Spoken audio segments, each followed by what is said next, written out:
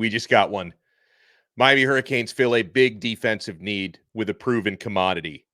From the 517 to the 305, Simeon Barrow. Welcome to the U.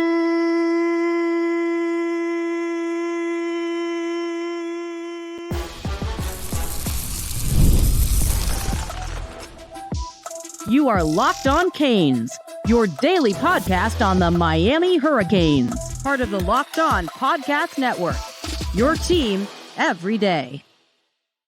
Miami continues to hit home runs in this spring transfer portal window. I am Alex Donno. I'm a University of Miami alumnus, longtime South Florida sports radio vet, and also co-host of Locked On ACC. Thank you so much to the everydayers for making Locked On Canes your first listen and your first watch today. We are free wherever you get your podcasts. We're available free on YouTube. We are part of the Locked On Podcast Network, your team every day. Simeon Barrow, defensive tackle out of Michigan State. Since the moment he entered the transfer portal back on April 18th, Miami Hurricanes have made this man a target and have made him a priority, and he makes his decision on Friday night. This is a big get for the Hurricanes. Big get for Mario Cristobal, big get for Joe Salavea and Jason Taylor, Miami's defensive line coaches, especially when you consider having to beat out LSU and Missouri to get Barrow here. Yeah, those are the three schools that his decision came down to. Miami, where he just visited this past weekend. LSU visited right before visiting Miami, and Mizzou, who have, become a big-time player in recruiting in the transfer portal in recent years. Barrow comes in, and again, Miami really needed a defensive tackle. When you look at, potential holes to fill or potential areas that needed veterans and needed depth, especially after losing Jared Harrison Hunt, this is an area that needed addressing. This player comes in 6'3", 290 pounds, and most importantly, Barrow has got 30 starts under his belt at Michigan State. 34 appearances, 34 of those were starts in East Lansing. Simeon Barrow was an honorable mention All Big Ten selection in each of the past two seasons. And by the way, with what Miami has done going back to the winter transfer portal, this is not the first DT that Miami's brought in. This is actually the third. CJ Clark and Marley Cook. And I had already thought people were sleeping a little bit on the CJ Clark pickup. Remember, guys, I host a show daily with a former NC State defensive tackle. That's the school that CJ Clark came from, and he raves about Clark.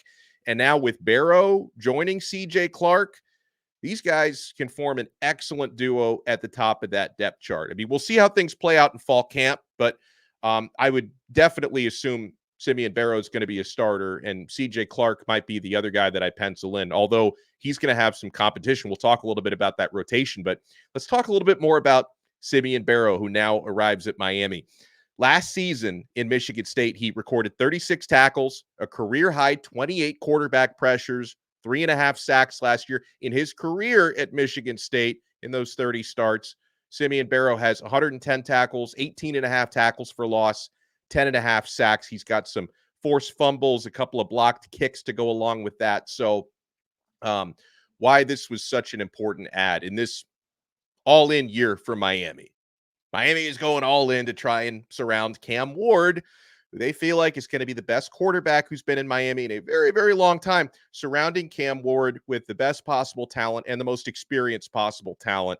Suddenly, Miami's defensive tackle rotation goes from a question mark, because there's a lot of youth there, to something that could end up being an area of comfort rather than concern, and a strength of the team with Simeon Barrow joining the fold. Because yes, in this transfer portal in spring, Miami had already lost a couple who play that position. Miami had lost Jared Harrison Hunt, who would potentially have been a starter and certainly got a lot of playing time at Miami, played a lot last year, started most of the games last year. Miami also lost Thomas Gore in the spring, who was going to be a rotational guy. But Barrow on paper is better than both of them.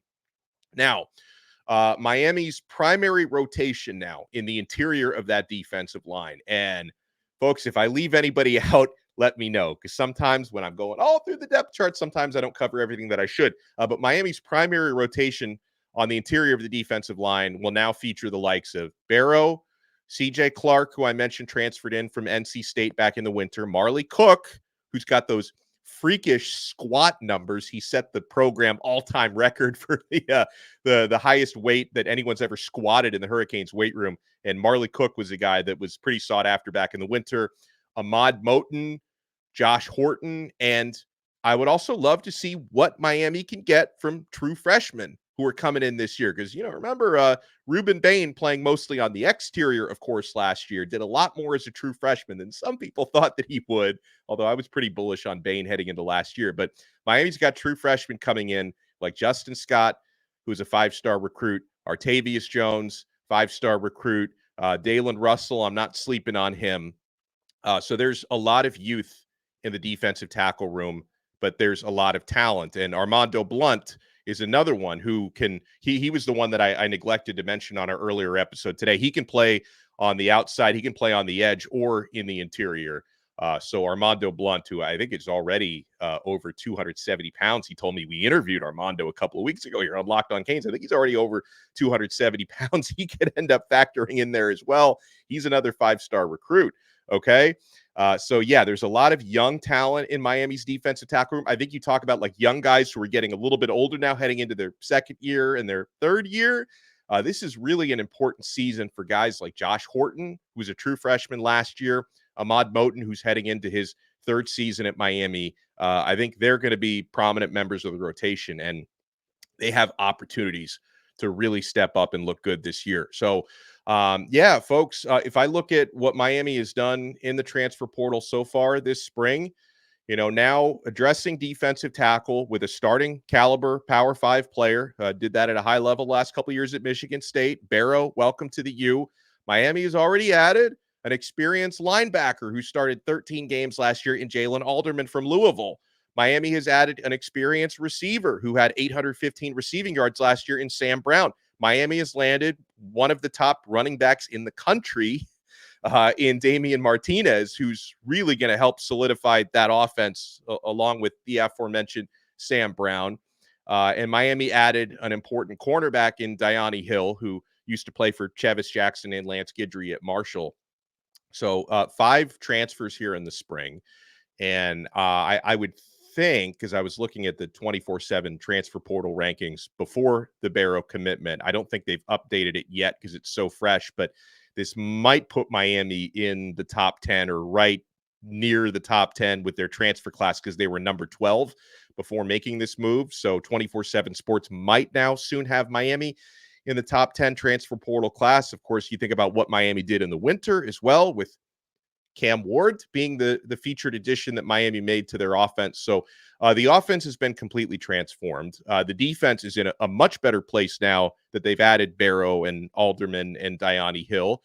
And I think the one area that Miami's still going to be looking at, and they do have at least one roster spot open, by the way, roster count. In adding Simeon Barrow, by my unofficial count, Miami is now at 84 scholarship players with a maximum of 85. So if they've got one more spot available to add a player, the top candidates for that would be a defensive back. I know Miami is very interested in D'Angelo Pons, who's a cornerback who can play nickel and play it at a high level out of James Madison, who they went in home with. Now, I understand Indiana could be a player in his recruitment, so that's not a done deal, but that's a player that Miami is very interested in for their defensive backfield. And it's also possible Miami still could be adding a defensive end because Tyler Barron, Miami's still interested in him.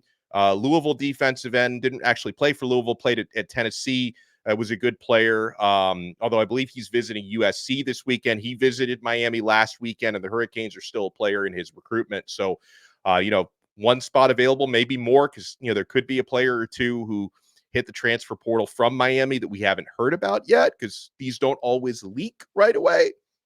But if Miami's got 1 or 2 spots available, definitely watch out for players like D'Angelo Pons or Tyler Barron, because the Hurricanes might not be done. But I'll tell you, I feel a lot better about Miami's defense now than I did this morning before the Barrow commitment. Miami looks to be in very good shape on the defensive line. Miami was already in great shape at linebacker.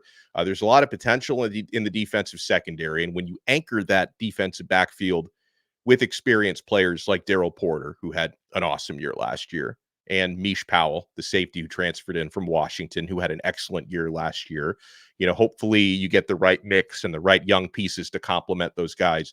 And we could be talking about a special year coming up. So a very successful spring transfer portal for Miami so far. And I say so far because they might not be done yet, but welcome to the U, Simeon Barrow. Folks, thank you so much for making Locked On Canes your first listen and your first watch today, or your third listen and watch. It's our third episode of the day. So smash that like button. If you're watching us on YouTube, smash that thumbs up button and make sure you subscribe to Locked On Canes. If you're listening to the audio version, make sure you subscribe on Apple Podcasts, Spotify, or wherever you get your pods. And sincere thank you, by the way, to our everydayers, because we recently, actually this morning, we eclipsed on YouTube the 15,000 subscriber mark, which is it's not the end game. We want to get much, much higher, but for having our little channel here for about 2 years to reach 15,000, it's an important milestone to me, and I thank you guys so much for supporting the channel. So make sure you smash those like buttons, and we will talk to you again next time on another episode of Locked On Canes, part of the Locked On Podcast Network. Your team every day.